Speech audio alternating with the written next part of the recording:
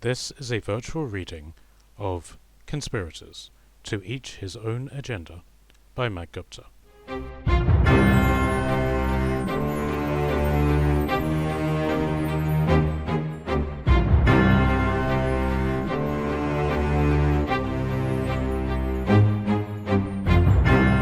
Chapter 63. The Throne Room. Alistair had not taken to the news that the Lord Warden had escaped particularly well. He had upturned several desks and had punched one of his knights in the face so hard he dented his helmet. His broken knuckle calmed him down slightly. Falthor stepped into his office when the final breakable object, aside from himself, was used up. On the upside, Julius has broken his blockade, he said, as if they had been midway through a conversation. He's moving west. Our scouts are following him. Fuck Julius, Alistair shouted. My own son has declared war on me. It's bad enough he turned on me, but now he's... Let him be. Falthor closed his eyes in annoyance. We can't change his decisions. All we can do is carry on, doing what we planned. Julius is only another player. He's not just another player, Alistair shouted. He's my son. Who will follow me now, knowing that my own flesh and blood has turned on me? Yes, he has. Do you want to mourn the loss, or do you want to do something about it? Alistair let out an angry roar, fueled not only by the pain in his wrist, but by the rage of realizing there was wisdom in Falthor's words. He nodded reluctantly, his hand throbbing and his head ringing. Send the envoy to the bridges, he groaned. Now that we have control of the capital, I would see our sister city brought back to greatness. No need. The Castellan of the Lunatorium is awaiting us in court. He arrived as soon as Julius lifted the siege. Perfect timing. How many men does he have? 12, with another 6 in the bridges. 100. Alistair asked. Men, Falthor corrected. The Lunatorium has been in ruins for centuries now. Unfortunately, the Castellan has not had the same luck the Lord Warden had with the Fountain Legion. Alistair sighed. I fear this little humour of yours will result in some very empty pockets. Falthor disagreed. The bridges are the centre of trade to Roma. Its restoration will be the centerpiece for your reign. It will be the biggest construction project in over 1,000 years. A costly one as well. Every major city has a major landmark to it. Am I to rebuild all of them as well? You did not have the same thought a week ago, I dare to mention. I gave my word to the Lunatorium that I would restore them to greatness. If I do not, then what is my word worth? You worry too much about your word. Alistair donned his cloak of the Prince of Seaward, and they set off to the throne room. My word counts for shit, yet I still rule as if nothing happened. For now. Careful. Don't think that because you have a crown on your head, that I'm going to treat you any differently. Good. I tire of sycophants. They laughed as they left, and it lasted until they entered the Citadel Court, which turned many heads as to wonder what the mirth was about. Their confusion was mixed with contempt. Many nobles disapproved of displays of emotion. It was uncourtly. The Castellan of the Lunatorium was standing at the foot of the stairs to the throne, slightly apart from the rest of the onlookers. Alistair examined the throne and the heavy cloak that he'd left in it. He grimaced as he made his decision and sat down in the steward's chair. Approach, my friend, he waved to the Castellan, working his shoulder until it clicked satisfyingly. Remove your helm. Sir Alec Lane did so, revealing an ugly and scarred face. His helm was tight-fitting and the scars on his chin showed it. He was blind in one eye where a sword had cut him from his jaw to his forehead. All of it worked together to make him look formidable instead of unkempt. Sir Alec went to one knee, He had a red sash that he wore as a belt, hanging down by the back of his knee. His dark blue armor was enhanced by it. It was worn where countless battles had impacted against him. "Your Grace," he snarled, in a voice that told Alistair in an instant that he was not a man for talking. "Captain General." When he straightened up, he took Falthor by the arm. "You have my thanks and my congratulations." Falthor smiled. "Castellan, let us save our congratulations for when the results have come." Alistair had never met a man of the Lunar Turim. "Very handsome armor," he said, admiring the red embroidery on the dark steel. "Why is it so dented?" "War gives everyone opportunities to make the killing blow," the Castellan scowled, gesturing vaguely at the scar on his face. "Each cut is a reminder that I am still alive." "What war has the Lunar Turim seen?" Alistair asked, though he already knew. It was an easily answered question. Between the Golden King, the Huns, and Orc raiders, there were plenty of enemies. "I am no stranger to war," the Castellan answered. "I have wandered and fought alongside the forgotten legions to the east in the Stormlands. I know of the great green skins and of their ferocity in battle. I have killed more than my fair share." "I meant no offense," Alistair apologized, correctly interpreting the man's tone. "Few have fought the Orcs and lived to tell of it. You are most welcome in my court." The Castellan bowed his head in acknowledgement of this honor.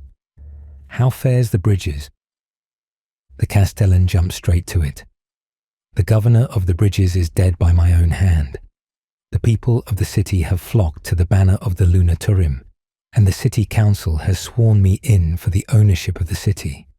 Backed by my lord," he nodded at Falthor.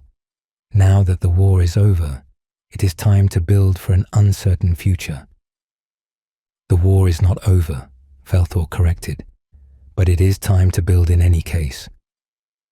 "What do you need?" Alistair asked. He liked the Castellan and liked his abrupt nature, so he responded in kind.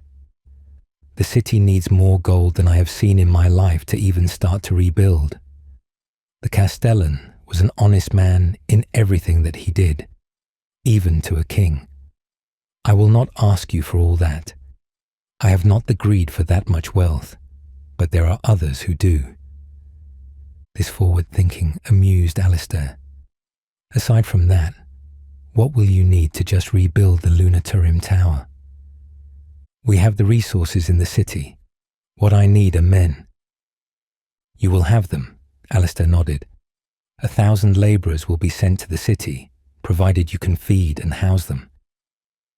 "I am in command of a large empty city."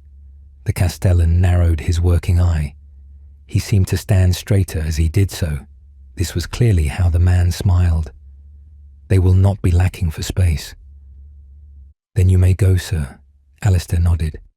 "See my city back to glory." The Castellan left with a bow, his red sash swinging behind him like a bloody tail. "What is next?" Alistair asked, reinvigorated. His aides had taken their seats around the throne. "We have an issue regarding the civilians in Julius's force," Lord Bane spoke first. "A small few of them have returned to the city in the hopes they can resume their lives in peace. My men have refused them entry." "With good reason," Pillimore clapped the old man on the back. "How many of them are spies and assassins? How many of them fought against us just yesterday?" Alistair was in agreement. "Do not let any of them into the city. If any attempt, kill them." "I thought we were past killing our own," Stormworth grunted. "Now I see the world for what it truly is." Everybody ignored him. "What is to be done with Julius?" Baranis asked. "Now that he is our enemy?" "We destroy him before he becomes more of a threat to us," Alistair scowled. "Pillimore." Pillimore stepped forward. "Take 1,000 men to Ferris.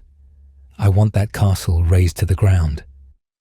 You marched my men from one side of the kingdom to the other, only to have them march back again. Pillimore shook his head. I have an oath made to Julius. Pharos is a place of heroes. I will not be the man who levels that to the ground. Are you refusing an order from your king? Alistair hissed. Aye, Pillimore nodded once, as any man and friend of your family should. The tension in the air suddenly became suffocating, broken only by Felthor, who managed to defuse the situation immediately.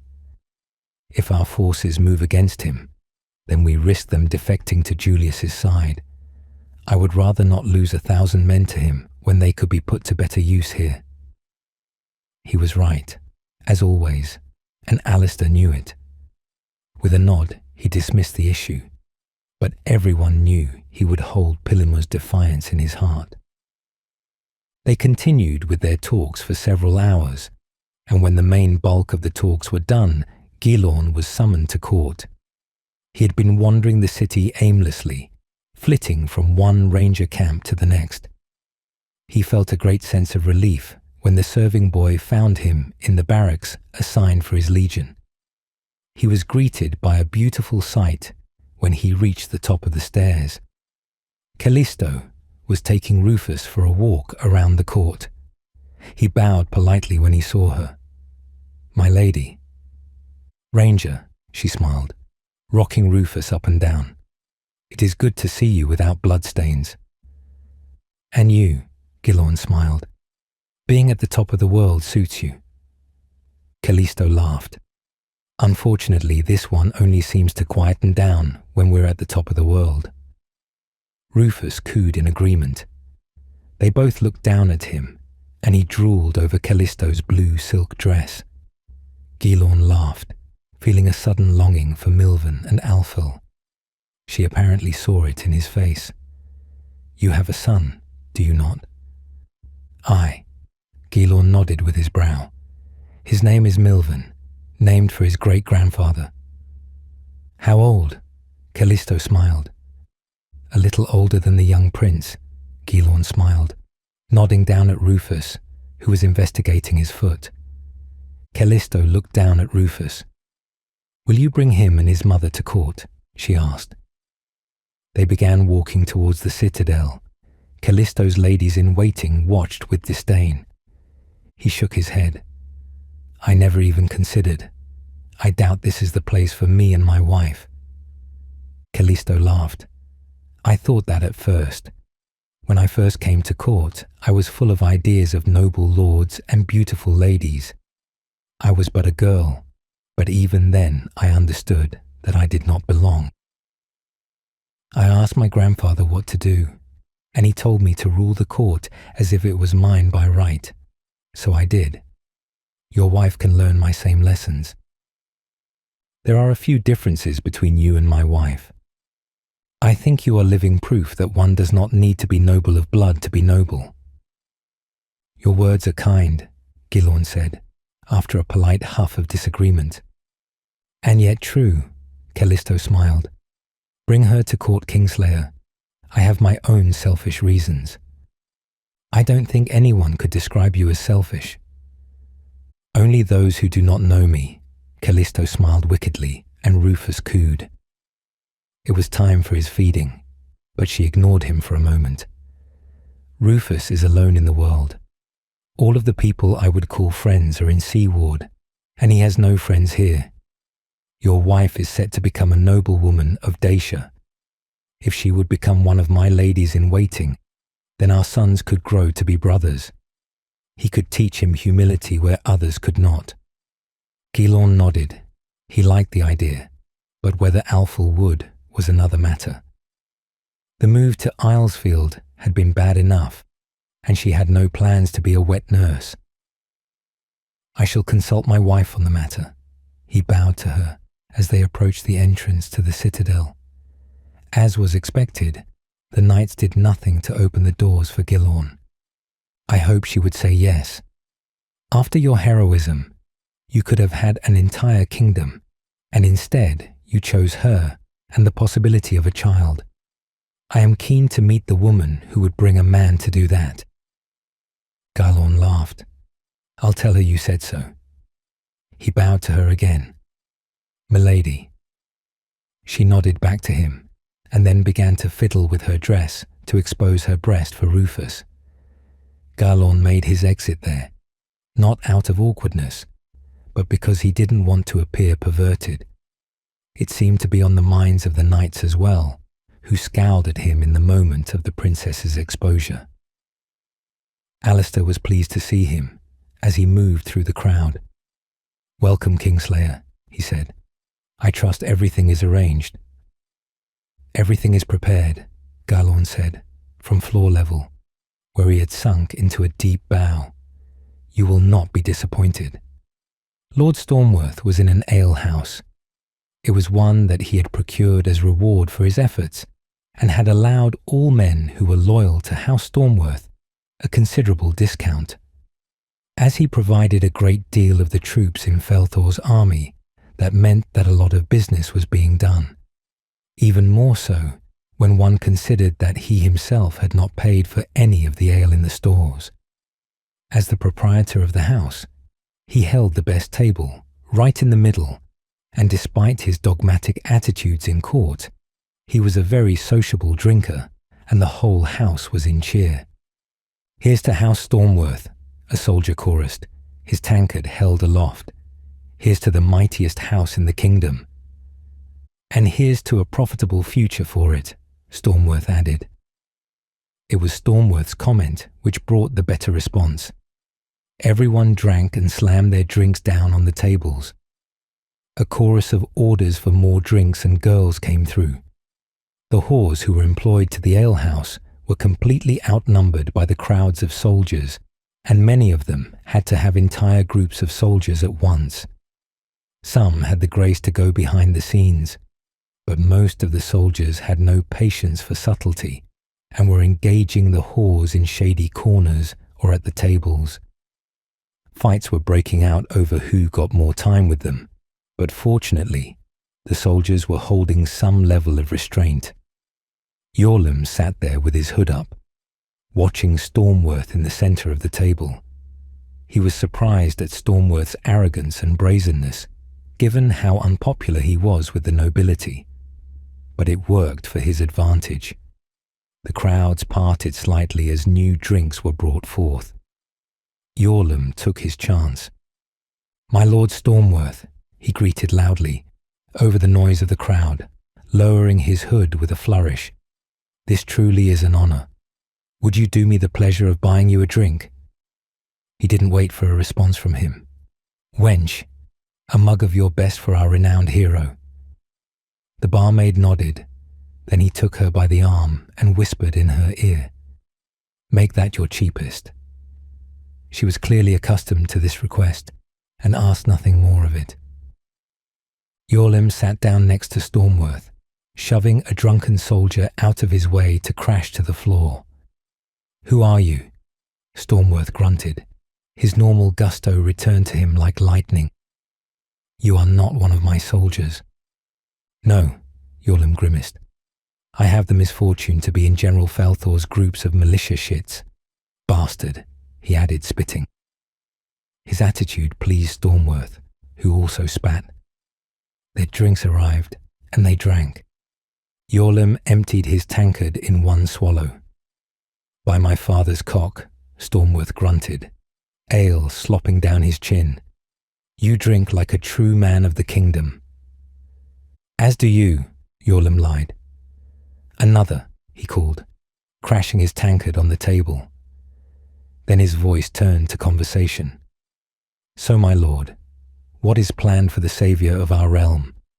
The warrior lord who took on the Fountain Legion and sent them running with their tails between their legs." Stormworth huffed. "If this new king has his way, nothing. He thinks me damaged and broken with his stunts on the battlefield and seeks to weaken me still. But when the dust settles in the ruin of his family spat, I will make my move. Your courage to speak as such shames me, my lord." Yorlem signalled simply to the wench, who nodded. "I myself lack the courage to do so," You are Dacian, Stormworth growled. Of course you are cowardly. And I fear Alistair would keep us such. Yorlem agreed with difficulty.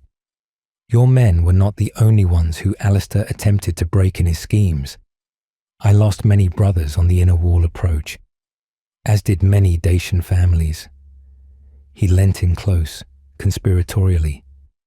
Stormworth recognized his meaning immediately and leant in eagerly. Those families would be eager to side with one who would seek to humble Alistair for his crimes. The night wore on. Yorlem was making Stormworth look bad with his drinking abilities, and Stormworth was forced to compensate. Yorlem had planted the seeds of ambition with Stormworth, and he was eager for more. 2 tankards later, and Stormworth was inconsolable with drink. Warrior Lord, he slurred, as if no time had passed. I like the sound of that. No doubt our fearless king will order me to do something insulting and trivial to make me seem like a coward, or simply sit on his fat arse even longer than we already have. He promised us a kingdom, and all he's given us is a shit-filled city. Aye, Yorlem agreed, completely sober compared to Stormworth. I was promised a future I could be proud of and call my own. What do I have that I did not have before, save for fewer brothers than I did? It's because Alistair is a coward. Even when Julius laid siege to this city, Alistair did nothing. What kind of king does that when his capital city is in danger? One who does not deserve to be king, Yorlem offered. I would sooner follow you, my lord, before I follow Alistair again, if you would have me. Several hours later, Stormworth exploded out of the tavern, accompanied by his bodyguards and being half carried by Yorlem. They were singing a drunken melody about a fox and a rabbit. The guards followed at a steady pace, disapproving of how loud the songs were. Stormworth didn't appear to be going in any particular direction, and they found themselves in a dark alley. Stormworth stopped to retch and piss against the wall. For a few seconds it was both. You know, my lord, Yorlem sighed, his apparent drunkenness gone in an instant. I really like you. It would have been an honor to have known you in your prime. I think we could have been good friends. Friends, Stormworth groaned, wiping vomit from his mouth. Business is business, I suppose. Yorlem shrugged, and he stabbed Stormworth through the throat. His guards responded too late to save their lord, or themselves. An arrow exploded into each one, and suddenly the alley was silent. Yorlem looked up to the rangers on the rooftops, who nodded through their hoods and disappeared into the darkness. Why? Stormworth grunted, half drowning on his own blood. Why? Yorlem shrugged. There is no why. It just is. He knelt down and propped him up against the wall, causing him to sit in his own piss and vomit. Alistair sends his regards, and he stabbed Stormworth 10 times in the chest, the final one to his heart. He straightened up once the last of Stormworth's rasps has subsided. He wiped the blood off of his dagger and turned to the guards. He didn't want anything going back to any of his people, so he pulled all of the arrows out and replaced the wounds with his own knife work. Even a novice healer examining the bodies could tell an arrow wound from anything else, so he obscured the wounds with a brutal barrage of slashes and stabs. He slit the wrists and throat of each man. When he was done, he gathered the arrows and left the alleyway without a word. He'd been expecting it to be harder. It was the first time he had murdered someone in cold blood, without some self-serving reason behind it, but it didn't bother him at all. I could become quite good at this, he said to himself. But then he returned to the barracks to rid himself of his blood-stained hood and cloak. He wouldn't need an alibi. Rangers were often overlooked. He couldn't help but think that was why Alistair had chosen him for this task.